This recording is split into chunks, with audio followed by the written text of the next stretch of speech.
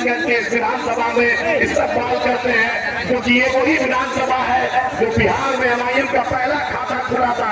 इसी पोठिया, इसी किशनगंज असेंबली से उठा था। मैं बैरिस्टर असदुद्दीन ओवैसी साहब को दावत देता हूँ, आपको खिताब कर।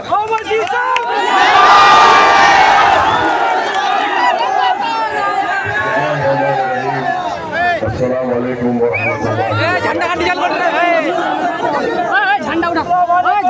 पोठिया की मयूर आवाम,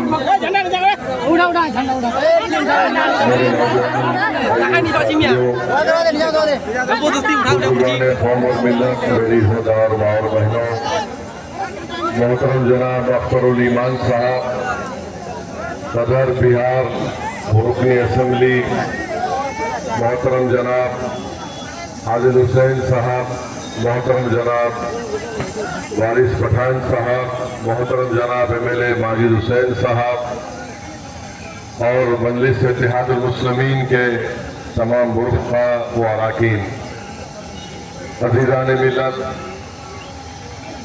मजलिस इत्तेहादुल मुस्लिमीन की जानिब से एक इंसाफ रैली के तौर पर नुक्कड़ सभाएं पूरे सीमांचल में मुनक्किद किया जा रहा है और अल्हम्दुलिल्लाह आज ये प्रोग्राम शुरू हुआ है और 27 तारीख को ये अख्ताम को पहुंचेगा। हम आपके सामने ये कहने के लिए आए हैं कि आप ही की सरजमीन से सीमांचल में सबसे पहली मर्तबा किशनगंज की आवाम ने मजलिस इत्तेहादुल मुस्लिमीन के एक रुकन असेंबली विधायक को कामयाब किया। आप ही ने यहाँ से कामयाबी के सफ़र का आगाज़ किया। मैं आपसे ये गुजारिश करने आया हूँ कि आने वाले विधानसभा असेंबली के इंतखाबात में मजलिस को कामयाब करिए। उम्मीदवार जो कोई भी होगा, आप पार्टी को वोट देंगे, आप जमात के हक में अपने वोट का इस्तेमाल करेंगे, आप इत्तेहाद को मजबूत करिए और बिहार में जो बीजेपी और नीतीश कुमार की हुकूमत है, इसको हमको शिकस्त देना है। आप जानते हैं कि बिहार का गरीब, सीमांचल का गरीब बगैर रिश्वत दिए इतना भ्रष्टाचार, करप्शन यहाँ पर बढ़ चुका है कि आज गरीब परेशान है। कोई काम उसका नहीं हो सकता बगैर रिश्वत दिए। और भारत के प्रधानमंत्री दिल्ली में बैठ के बोलते, ना मैं खाऊंगा ना खाने दूंगा, मगर बिहार में मेरे लोग खा सकते हैं, लूट सकते हैं। पूरे आप जहां कहीं भी ऑफिस में चले जाइए गवर्नमेंट के, वहां पर करप्शन, रिश्वत का एक आम बाजार बन चुका है। मालूम हो रहा है कि जेडीयू के बड़े बड़े नेता 200 करोड़ की जमीन खरीद रहे हैं और उसका जवाब नहीं है उनके पास। तो मेरे अजीज दोस्तों और बुजुर्गों, भ्रष्टाचार को करप्शन के खात्मे के लिए और सीमांचल की इंसाफ की लड़ाई जो आप और हमने मिलकर शुरू की थी, इसको हमको लेकर आगे बढ़ना है। अख्तरुल ईमान साहब ने अपनी तरफ से कोशिश की कि हम यही चाहते थे कि मजलिस से इत्तेहाद हो जाए, मगर गठबंधन के लोग क्या फैसला करेंगे वो उन्हीं को मालूम।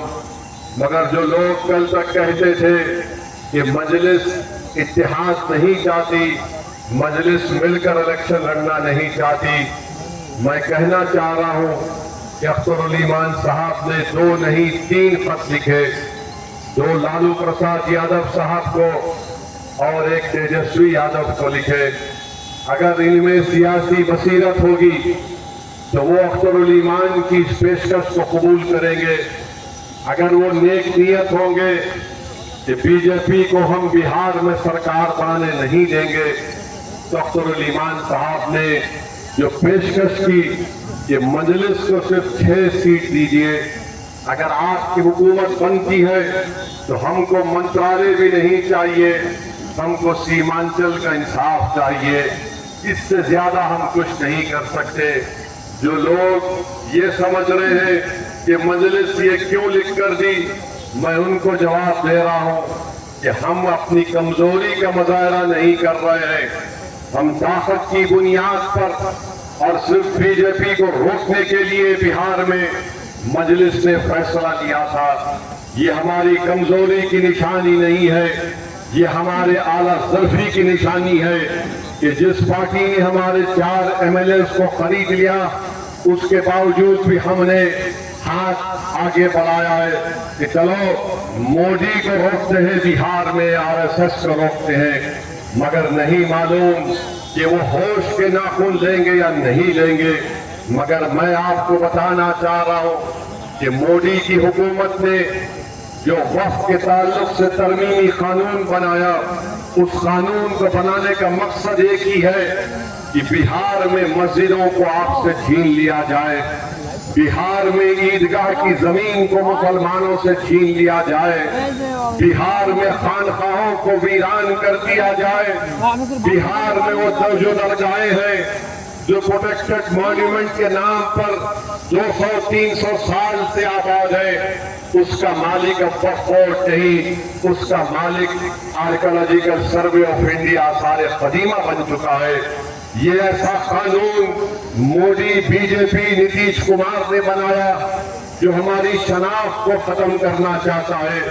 मेरे अजीज दोस्तों और बुजुर्गों, इसीलिए हमको मुत्तहिदा तौर पर अपने के कोर्ट का सही इस्तेमाल मजलिस इत्तेहादुल मुस्लिमीन के हक में करना है।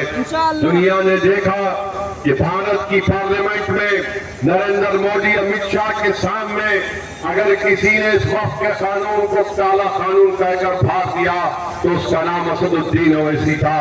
तो मेरे अजीज दोस्तों, मुझे ये बात कहने दीजिए कि जब वक्फ का कानून पास हो रहा था तो मेरे दिल का हिस्सा मुझसे पुकार पुकार कर कह रहा था कि काश अगर मजलिस के अख्तरुल ईमान और इम्तियाज जलील किशनगंज और औरंगाबाद से कामयाब हो जाते तो एक असदुद्दीन ओवैसी के साथ अख्तरुल ईमान और इम्तियाज जलील अगर खड़े हो जाते तो शायद ये वक्फ का कानून भारत की पार्लियामेंट में लाने से पहले नरेंद्र मोदी 2 मरतबा सोचता।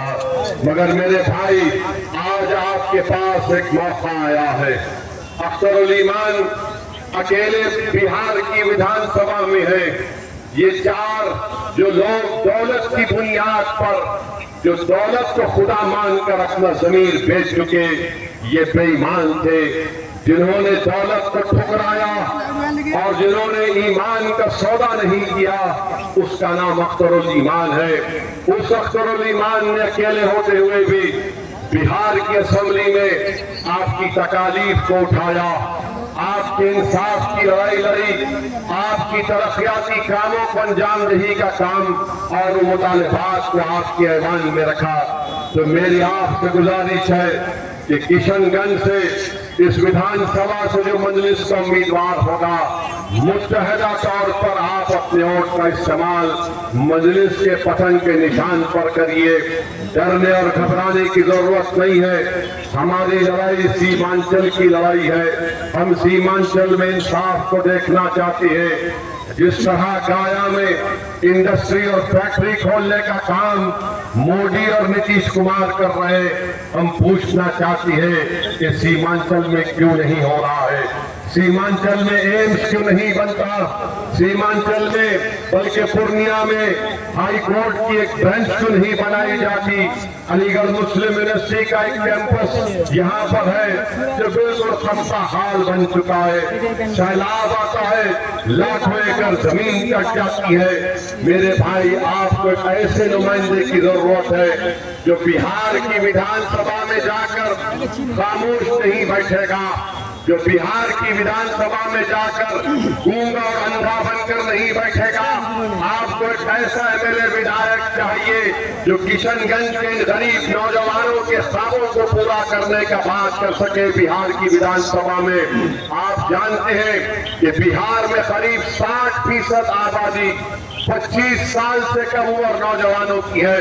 नौजवानों, ये तुम्हारे ख्वाबों को पूरा करने की लड़ाई मजलिस कर रही है। नौजवानों, मुस्तकबिल तुम्हारा है। तुम्हारे बाप दादा ने अपनी जवानी को खराब कर लिया, बर्बाद कर दिया। उनकी जवानी को बर्बाद इन तमाम नामनिहाद पार्टियों ने किया, जिन्होंने सिर्फ उनका वोट हासिल किया और उनको कुछ नहीं दिया।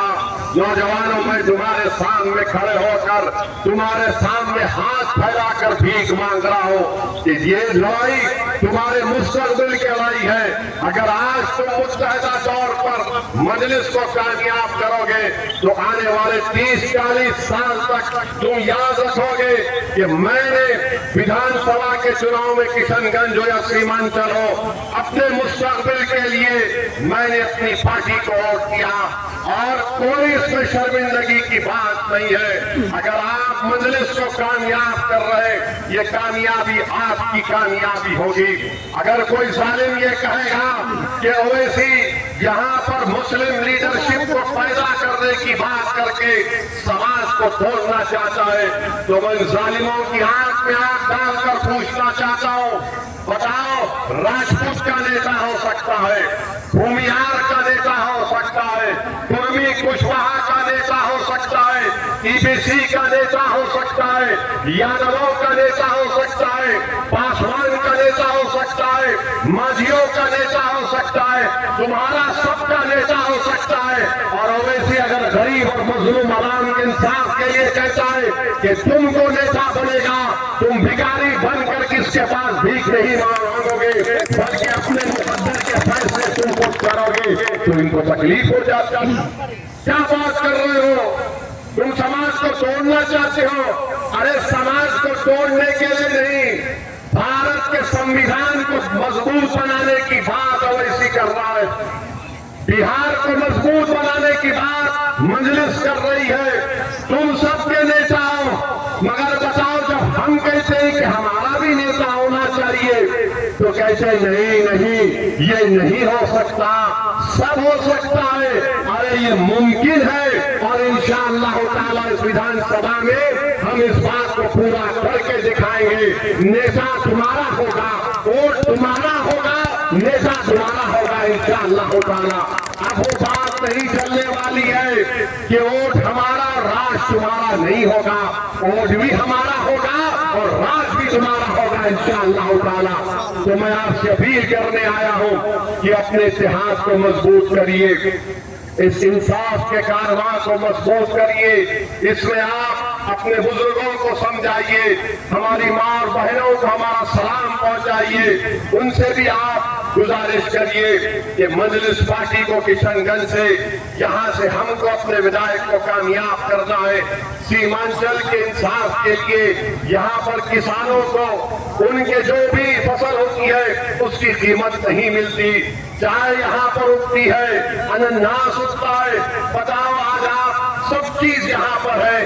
अगर आप अपनी सियासी लीडरशिप को बनाएंगे तो यकीनन इंशाअल्लाह ताला हम अपने ख्वाबों को पूरा कर सकेंगे।